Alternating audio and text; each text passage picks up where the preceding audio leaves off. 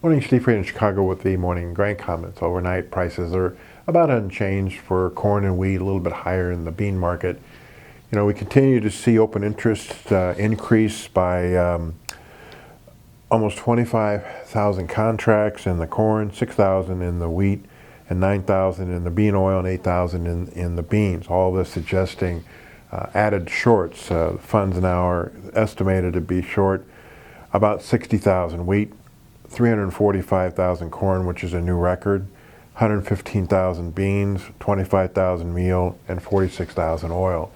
When beans were down yesterday, a lot of, especially farmers, called up to various analysts and said, what's going on? And on one hand, the charts are bearish. The funds keep adding to short positions in the grains, still long the crude oil, long the stock market, and making money in both. So the trend is their friend.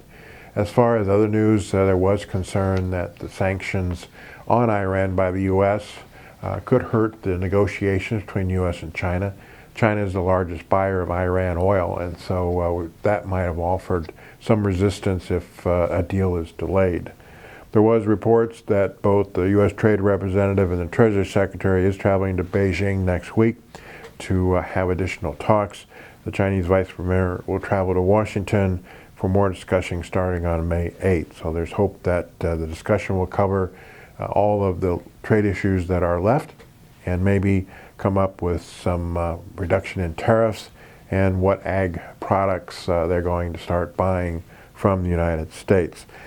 It's interesting to note that African swine fever continues to expand in China, causing a reduction in herd sizes. China's biggest pig and poultry producer said that it had a record loss of $68 million for the first 3 months of 2019.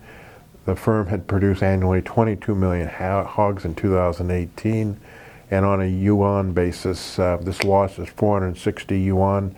Last year during the quarter, they made 1.4 billion yuan profit.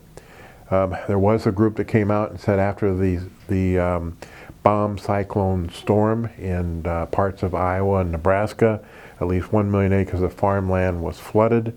They also mentioned that bins hold estimate 5 to 10 million bushels of corn and beans that may have been damaged in the floods. Again, isolated areas, that's a big deal. As far as the whole big picture, the issue is probably not a market-sensitive issue. It looks like more rain for the Midwest next week, which could slow plantings. Again, I think a lot of people feel it's going to be May 1st before we trade that.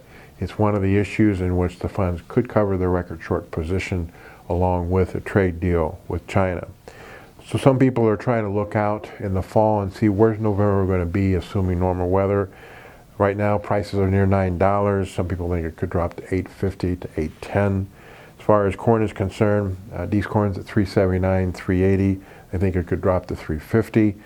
The surprising one is Chicago July wheat. We're trading around $3.68 right now. These people think we could see a bounce to maybe a $3.80, $3.90, maybe even the $5 range after a U.S. harvest. Weather-wise globally, we're watching some dryness in Canada.